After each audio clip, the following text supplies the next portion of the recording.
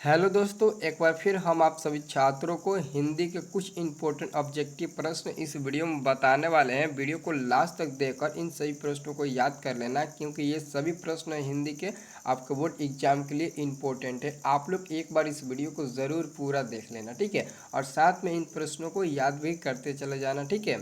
तो आप लोग याद इसे ज़रूर कर लेना, ठीक है। तो हम चलिए वीडियो को स्टार्ट करते हैं और क्वेश्चन बता देते हैं, ठीक है। 20-25 क्वेश्चन है हिंदी के, और जो भी है वो काफ़ी इंपॉर्टेंट है, ठीक है। याद कर लेना, ठीक है। तो यहाँ पर दोस्तों पहला नंबर क्वेश्चन का होता है, भीमराव अंबेडकर की मृत्यु कब हुई। भीमराव अंबेडकर की मृत्यु कब हुई।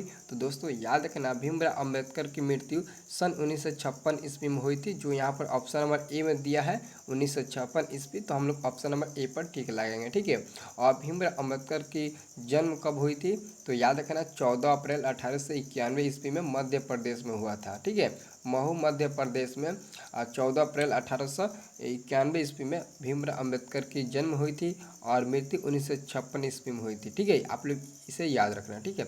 अब दोस्तों अगला क्वेश्चन कहता है कि the caste in India their mechanism के लेखक है। The caste in India their mechanism के लेखक है। तो हम लोग इसका सही जवाब क्या देंगे, भीमराव अंबेडकर, ठीक है। भीमराव अंबेडकर की यह रचना है, और यही मतलब कि द कास्ट इन इंडिया यही लिखे हैं, ठीक है, भीमराव अंबेडकर ने, ठीक है। याद रखना पहला चैप्टर का ये ऑब्जेक्टिव क्वेश्चन है, जाति प्रथा और श्रम विभाजन, ठीक है। आप लोग को तो याद ही होगा। अब दोस्तों हम लोग नेक्स्ट क्वेश्चन देखने वाले हैं, नलिन विलोचन शर्मा की कहानी है। नलिन विलोचन शर्मा की कहानी है। तो नलिन विलोचन शर्मा 20 के दांत के लेखक है। और एक बात और याद रखना, क्वेश्चन का है कि नलिन विलोचन शर्मा की कहानी है, मतलब कि यह कहानी होगा।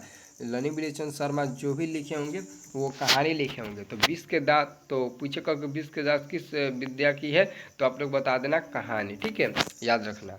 अब दोस्तों अगला क्वेश्चन यहाँ पर दोस्तों 4 नंबर आपसे पूछा जा रहा है, सेन साहब किस कहानी के पात्र हैं। सेन साहब किस कहानी के पात्र हैं। तो याद रखना, सेन साहब 20 के दांत कहानी के ही पात्र हैं। सेन साहब 20 के दांत कहानी के ही पात्र हैं, ठीक है। अगला क्वेश्चन का आता है, भारत से हम क्या सीखें, किस साहित्यिक विद्या में है। भारत से हम क्या सीखें, किस साहित्यिक विद्या में है। तो हम इसका सही के आंसर क्या देंगे, भाषण। भारत से हम क्या सीखें एक भाषण है, कहानी निबंध या फिर ललित निबंध नहीं है, बल्कि यह एक भाषण है, जो ऑप्शन नंबर बी में दिया है। तो हम लोग ऑप्शन नंबर बी पर टिक लगाएंगे, ठीक है। सभी लोग बी पर टिक लगाइएगा, भाषण होगा, ठीक है।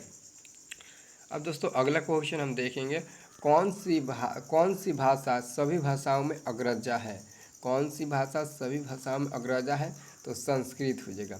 क्या हो जाएगा, संस्कृत। ऑप्शन नंबर सी हो जाएगा। याद रखना, संस्कृत सभी भाषाओं में अग्रजा है, ठीक है। अब अगला क्वेश्चन कहता है कि नाखून क्यों बढ़ते हैं, यह प्रश्न लेखक के समक्ष किसने उपस्थित किया। नाखून क्यों बढ़ते हैं, यह प्रश्न लेखक के समक्ष किसने उपस्थित किया। तो हम इसके आंसर देंगे ऑप्शन नंबर बी को, छोटी बेटी ने। छोटी बेटी ने जब लेखक से पूछा कि नाखून क्यों बढ़ते हैं, ठीक है, ये छोटी बेटी ने सवाल उठाया, ठीक है, लेखक से, ठीक है। याद रखना। अब दोस्तों अगला क्वेश्चन देखेंगे, नाखून मनुष्य का क्या है।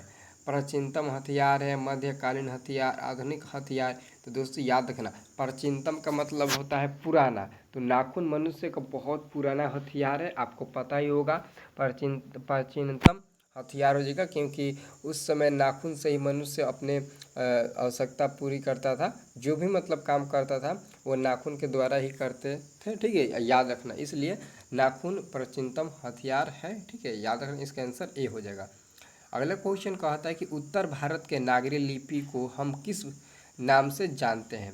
उत्तर भारत के नागरी लिपि को हम किस नाम से जानते हैं। तो यहाँ पर देखिए, तो ऑप्शन नंबर ए में देवनागरी लिपि, और ऑप्शन नंबर बी में दिया है ब्राह्मी लिपि, और ऑप्शन नंबर सी में दिया है सिंधु लिपि, और ऑप्शन नंबर डी में दिया है इनमें से कोई नहीं। तो इसका हम आंसर देंगे ऑप्शन नंबर ए हो जाएगा देवनागरी लिपि, ठीक है। आप लोग याद रखना। अब दोस्तों हम लोग अगला क्वेश्चन देखेंगे 10 नंबर। यहाँ पर दोस्तों 10 नंबर क्वेश्चन देखिए, तो यहाँ पर दोस्तों 10 नंबर क्वेश्चन कहता है, महमूद महमूद गजवानी द्वारा, क्या कहता है, महमूद गजवानी द्वारा चलाया गया सिक्का किस लिपि में लिखा गया है। महमूद गजवानी द्वारा चलाया गया सिक्का किस लिपि में लिखा गया है। तो याद रखना, इसका आंसर हम देंगे ब्राह्मी लिपि, ऑप्शन नंबर ए को, ठीक है। ब्राह्मी लिपि में लिखा गया था, ठीक है। ऑप्शन नंबर ए हो जाएगा। अगला क्वेश्चन कहता है कि बहादुर कहाँ से भागकर आया था। बहादुर कहाँ से भाग कर आया था? सतना से, पूना से, पटना से, नेपाल से।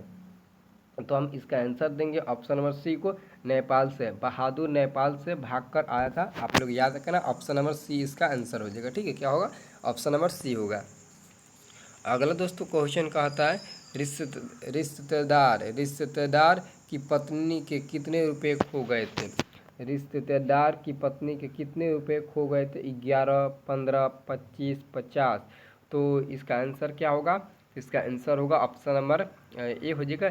11 रुपये खो गए थे रिश्तेदार की पत्नी के। ठीक है, आप लोग याद रखना, ऑप्शन नंबर ए हो जाएगा। ठीक है, अगला क्वेश्चन कहता है दूसरों की नकल कर लिखा गया साहित्य कैसा होता है?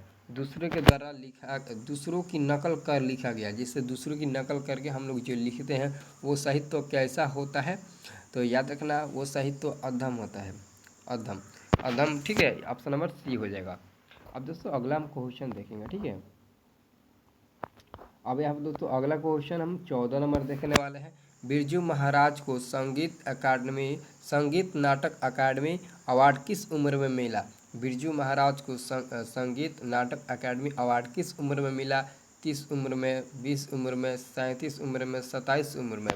तो इसका आंसर दोस्तों एक्चुअली में 14 का आंसर डी होना चाहिए, क्योंकि बिरजू महाराज को संगीत नाटक अकादमी अवार्ड 27 वर्ष के उम्र में मिला था। मैं जब बिरजू महाराज के जो भी मतलब कहानी वो पढ़े हैं तो हमको पता चला है इसका आंसर 27 ही वर्ष होगा। ठीक है, अगला क्वेश्चन कहता है कि अभिमन्यु के लेखक ने कितनी कविताएं लिखी? अभिमन्यु में लेखक ने कितनी कविताएं लिखी? काफ़ी महत्वपूर्ण प्रश्न है। अभिमन्यु में लेखक ने कितनी कविताएं लिखी? तो ऑप्शन नंबर ए में है 27, 19, 35, 40। तो हम इसका आंसर क्या देंगे दोस्तों? इसका आंसर देंगे हम 35। ठीक है, कितने कविताएं लिखी थी? तो 35, ऑप्शन नंबर सी हो जाएगा। ठीक है, याद रखना। अगला दोस्तों क्वेश्चन कहता है मछली किस प्रकार की कहानी है? अगला क्वेश्चन कहता है मछली किस प्रकार की कहानी है? ऐतिहासिक, मनोवैज्ञानिक, सामाजिक, व्यंग्यात्मक। तो इसका हम आंसर क्या देंगे दोस्तों? और क्वेश्चन नंबर 16 का सही जवाब क्या हो जाएगा? ऑप्शन नंबर सी हो जाएगा दोस्तों। क्या हो जाएगा? ऑप्शन नंबर सी हो जाएगा, सामाजिक। मछली एक सामाजिक कहानी है और विष के दांत एक मनोवैज्ञानिक कहानी है, लेकिन कहानी है। पूछेगा वो कैसी कहानी है? अगर विष के दांत का पूछ दिया तो मनोवैज्ञानिक हो जाएगा, मछली पूछा है तो सामाजिक हो जाएगा, और पूछेगा कि मछली किस विद्या की है तो कहानी। ठीक है, याद रखना। अगला क्वेश्चन आ गया दोस्तों 17 नंबर। बिस्मिल्लाह खां के मामा का नाम था।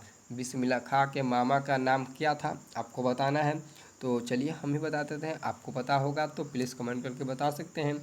अगर बता सकते हैं तो बहुत ही अच्छी है, अगर आप बता देंगे तो बहुत ही अच्छी की बात होगा। अब यहाँ पर दोस्तों 17 का आंसर हम क्या देंगे? ऑप्शन नंबर सी को देंगे। 17 का आंसर हम ऑप्शन नंबर सी को देंगे। ठीक है, सादिक हुसैन। बिस्मिल्लाह खां के मामा का नाम सादिक हुसैन था। ठीक है, आप लोग याद रखना। अगर इसका आंसर आपको पहले से याद था तो मेरे तरफ से आप सभी छात्रों को बहुत बहुत धन्यवाद, क्योंकि यह क्वेश्चन काफ़ी डिफिकल्ट है। ठीक है, यह क्वेश्चन काफ़ी डिफिकल्ट है, क्योंकि बिस्मिल्लाह खां चैप्टर में उनके मामा का नाम नहीं दिया है। ठीक है, लेकिन फिर भी यहाँ पर क्वेश्चन पूछा है तो उसका आंसर सादिक हुसैन होगा। जब आप नेट पर सर्च मारोगे तो इनका बिस्मिल्लाह खां के मामा का नाम आपको पता चल जाएगा। ठीक है, एक्चुअली में दोस्तों दिया है, वर्णिका में दिया है। ठीक है, हिंदी के जो वर्णिका होता है उसी में दिया है, जो इसका कुंजिका होता है उसी में दिया है। ठीक है, याद रखना। अब दोस्तों यहाँ पर अगला क्वेश्चन हम देखेंगे। अगला क्वेश्चन 18 नंबर। 18 नंबर प्रश्न कहता है भारतीय संस्कृति किसका प्रतीक है? भारतीय संस्कृति किसका प्रतीक है? एकता का, विविधता का, मानवता का, विभिन्न संस्कृतियों के सामंजस्य का। तो यहाँ पर 18 का आंसर बी होना चाहिए। तो यहाँ पर इसका आंसर बी नहीं होगा, बल्कि यहाँ पर इसका आंसर डी दिया है, विभिन्न संस्कृतियों के सामंजस्य का। ऑप्शन नंबर डी हो जाएगा। ठीक है, याद रखना। अगला क्वेश्चन है दोस्तों 19 नंबर। गुरु नानक के अनुसार किसके बिना जन्म व्यर्थ है? क्वेश्चन नंबर 19 कहता है गुरु नानक के अनुसार किसके बिना जन्म व्यर्थ है? तो क्या हो जाएगा? तो यहाँ पर देखिए, राम नाम के बिना, जो ऑप्शन नंबर डी में दिया है, राम नाम के बिना जन्म व्यर्थ है, यही आपका आंसर होगा। बहुत ही इंपॉर्टेंट क्वेश्चन है ये। गुरु नानक के अनुसार कहा गया है। ठीक है, राम नाम के बिना जन्म व्यर्थ होता है। ठीक है, और अगला क्वेश्चन है, गुरु नानक के अनुसार गुरु नानक किस भक्ति धारा के कवि है? गुरु नानक किस भक्ति धारा के कवि है? तो याद रखना, गुरु नानक निर्गुण भक्ति धारा के कवि थे। इसका आंसर हम लोग ऑप्शन नंबर ए को देंगे। ठीक है, निर्गुण भक्ति धारा के कवि थे। तो दोस्तों आप लोग कमेंट करके बताइए कि यह वीडियो कैसा रहा और यह क्वेश्चन आपको पहले से याद था, कमेंट करके बताइए तो यह वीडियो अच्छा रहा कि नहीं रहा। और सभी लोग ईमानदारी से हमारे इस वीडियो को एक एक लाइक कर देना, क्योंकि आपका लाइक ही हमारे इस वीडियो को बनाने का मेहनत का फल देता है। और जो भी छात्र हमारे इस चैनल को सब्सक्राइब नहीं किए होंगे, पहली बार आए होंगे, इस चैनल को सब्सक्राइब भी कर लेना। ठीक है, और वीडियो के डिस्क्रिप्शन में आपको मैथ त्रिकोणमिति चैप्टर का बेसिक कंसेप्ट आपको बताया गया है फार्मूला के साथ। अगर उस वीडियो को देखना चाहते हो जाकर देख लो। वीडियो पसंद आए तो उस वीडियो को भी लाइक और चैनल को सब्सक्राइब कर लेना।